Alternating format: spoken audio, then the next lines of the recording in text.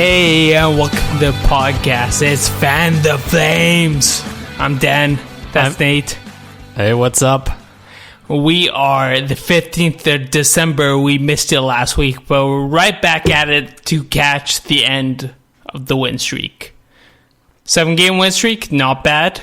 Starting with Buffalo, starting at the firing of our previous coach, Bill Peters. Yeah, that's true. Leaving Jim Moore to take the team on the 7-game win streak. And there you go, an example of the new coach bump or revival. Is there a term they give it now when they get a new coach in and they win a bunch? Yeah, maybe the new coach bump. Yeah, the new coach bump, and they wrote it out. And it didn't hurt that we had pretty favorable matchups. Yeah. But we beat, the road game, Arizona and Colorado. Those are big wins against tough teams. Gotta give them that. But the rest, Buffalo, LA, Toronto, good one too. Yeah, but what I meant is we started with Buffalo and Ottawa. Yeah. So you kind of get some confidence going, some swagger. So that worked out. And I think the Kings were in there as well in the first four. So some easier teams to kind of get the ball rolling. And then you're right, we had some big wins. Yeah. Colorado was one especially good, and of course beating the Leafs always feels good. Yeah. Did you see the South Dome is half Leafs fans? Yeah, that's normal. Yeah, that's normal. But it felt good. Last time we left the podcast, we made predictions that was going to be, I think I said modest, so we might, I won 3 out of 5 points or something. Yeah. Sure enough, we got them all. Bam, that felt good. And what felt even better is watching Edmonton lose away and us win, and that gap has now, I think it's nothing. I think we're tied with Edmonton now. Yeah, a real shift in the standings. Okay, about this return to confidence, pucks started going in, players got hot. Who were those players? In my opinion, some of the players who got hot were, of course, our top line players. Gaudreau, Monahan started to produce. And also our bottom line players like Reeder, Ronaldo, guys. Lucic had 3 goals in 4 games. Guys you don't expect to chip in were contributing. I really enjoyed that Ronaldo Frolik connection. First Frolik sets up Ronaldo, then vice versa. Yeah. Wait, was Frolik on Arizona as well, or no? Frolik never played for Arizona. He might have. He might have been drafted by them. I'm not sure. But anyways, Ronaldo was playing. He was drafted by Florida, sorry. Yeah. But Ronaldo playing against his ex-team had some extra motivation. And he got 1 goal, 1 assist. Yeah, and a fight. No fight. Not that game. Oh, it wasn't that game. What game did he have to fight during the TV timeout? Oh, shoot. There's been so many, I forget. It was pretty funny because he laid out a big hit. I think it was LA. I think it was McDermott. Maybe. Yeah. I can't remember, but the people scraping up the snow on the ice with the shovels, and then they start a fight during the TV timeout. Crazy.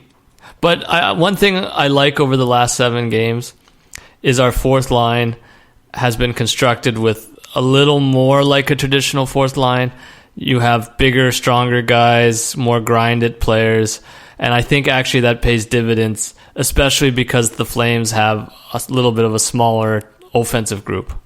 Let's look at the fourth line. It's Mark Jankowski, by Tobias Reeder, and Frolik.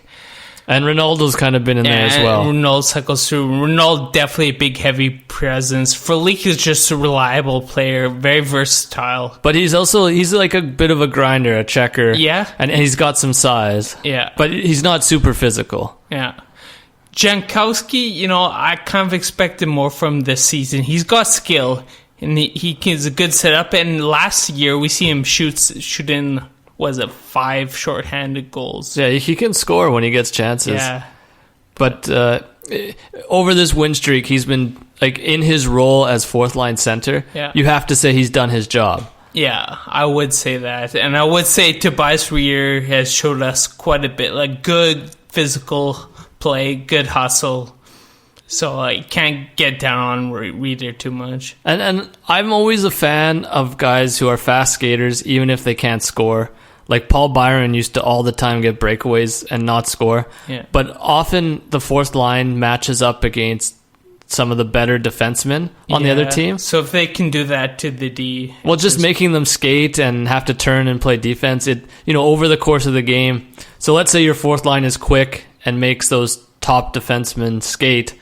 Then when the top defensemen match up against your top line, maybe they don't have as much energy. So over the course of the game, it can pay dividends, even if you're not a great goal scorer. Like Tobias Reeder is not a great goal scorer, but he's quick.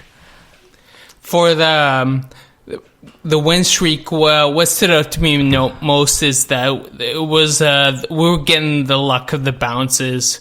Oh, actually, no. Let's start off. We were giving up less turnovers. I would say it's both. Yeah, both at the same time. Yeah, I'd say. But I remember at the start when we played like Ottawa and Buffalo, we still had some problems with turnovers. And over the course of these last 7 games, that problem has kind of gone down and down. Yeah, tightened up a bit. Yeah. And just getting those bounces, Goudreau potting a 2-goal game with good shots. Yeah. First Goudreau's goals weren't pretty, but now he's sniping. Sniping more than he was before. Yeah, definitely. Still room for improvement. And even though we lost last night against Carolina, the way you had put here is good. Win streak comes to end. Was that onside or offside? Just before we get to that, I just want to say, like, the swagger Goudreau had with the stick handling, he looked more like old John. Oh, yeah, coming in on the power plays. Yeah. But we should maybe not jump to that game quite yet, because there's a few more things from the win streak. Okay.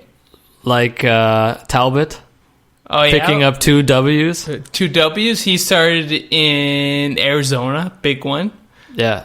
He played really good in that one. Yeah. I think they had over 40 shots, and we won 5-2. That was a game where we definitely were on the right side of puck luck. Yeah. It could have been easily 5-2 the other way. Yeah, I agree. I mean, it was a well-balanced match, I'd say. But Talbot looked great. And then the other start was against LA, and I have to give some credit to the coaching staff, because they played him in a situation where LA was on a back-to-back.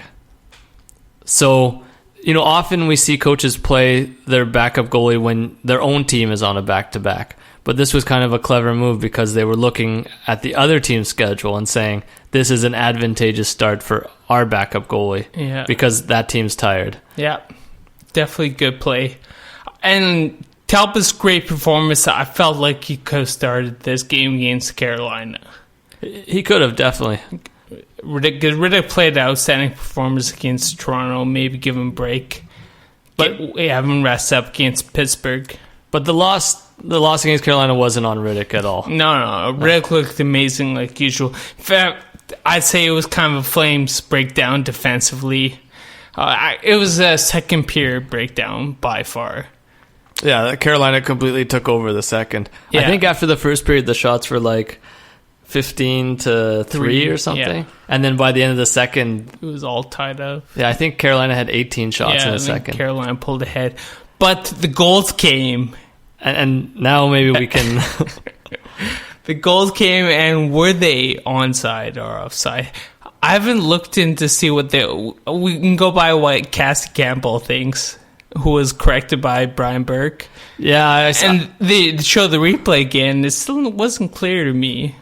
I haven't really looked at the replay. I'm just trusting the analysts. And first, Cassie Campbell got us all fired up and rattled.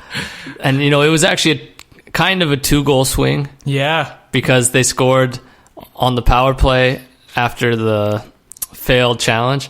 But on the other hand, it wasn't actually the power play from the challenge. It was, we were 4-on-4, took a hooking penalty, but anyways, I guess, so Cassie Campbell got everyone fired up, and then Brian Burke kind of showed that it was onside because people tagged up. So I think in the end, they made the right call. But again, this is just trusting experts. Yeah, I was confused. It looked like offside to me, so I don't know. But the worst part of it, the Flames were given ample opportunity on the power play and just couldn't do it. That hurt, I'm hoping it's not a sign of backsliding too much. I don't think it is. But No, I don't think it is either. Just because third period, we had chances. We hit the post.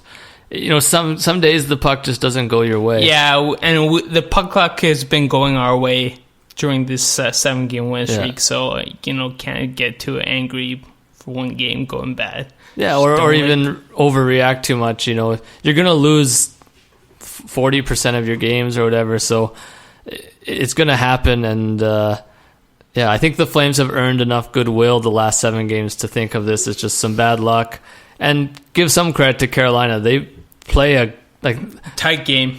They're a lot bigger than I thought. They don't have very many small players on that team, and they're quite quick, and they play scary. They play a grinded out style. Yeah, but they don't have that many goal scorers. Svechkov is good. Yeah, they have good players, but good. These are guys with pretty good talent. But who's the star? Who's the superstar on that team? I'd say it'd be Aho. That's the closest thing they have, and he's good, but he's not like an Ovechkin. No, he's like a Gaudreau almost. Well, not in style. Size? No. All right, fine. Okay, the last Flames topic. So we got Zarnik and Bennett, who've been on LTIR or just IR. Anyways, they've been out for a while. They've been injured. And they're coming back. Flames don't have much salary cap, and we have a full team already. And these are players they probably want back in the roster. Yeah. What do you do? So who we got? We got Tobias Reeder, Dylan Dubé, Ronaldo, Zach Ronaldo, and potentially Jankowski, who they might... Yeah, these are guys that could be moved around to the AHL. Yeah, from my side, or my opinion, let's look at Zarnik first. Okay. I think that I've seen enough of Zarnik, and I compare him to players like Dubé, like a skilled forward, that I would go with Dubé.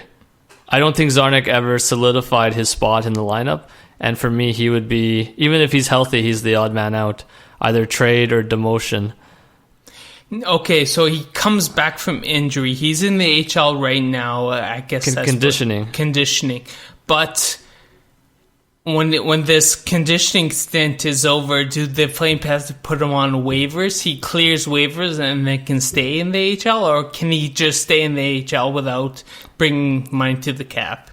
I'm not. I think he'll hit the cap somewhat because he's around $1 million, but the cap hit is, I think, at $750.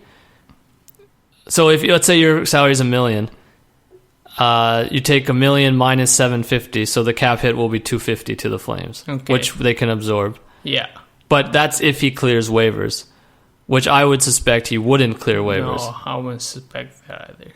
So, but for me, I would look at comparables like Dubé, Mangiapane, and Zarnik is the least effective of those smaller forwards. Yeah, okay, but to make this work for the Flames, Ronaldo can go down without clearing waivers and Dubé, but Jankowski, Reeder, Zarnik, and Bennett, they would all have to clear waivers if they were not to stay on the team. So it sounds like someone's going on waivers. Yeah, I would put Ronaldo on waivers. No, oh yeah, that's right. Yeah, Ronaldo, yeah. I would put Ronaldo on waivers. I don't want to lose him, but he's replaceable. Yeah, I agreed. And but there's still one more.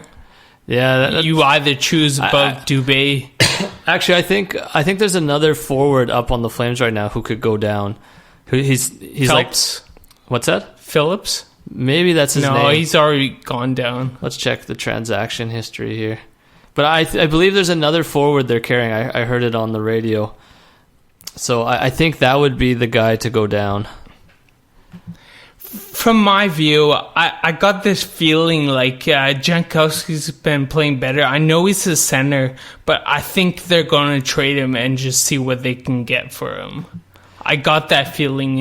It wouldn't be my first choice, but it's the feeling I got for him. Okay, yeah. They've done to a Reader on waivers, and he cleared before, but he scored some goals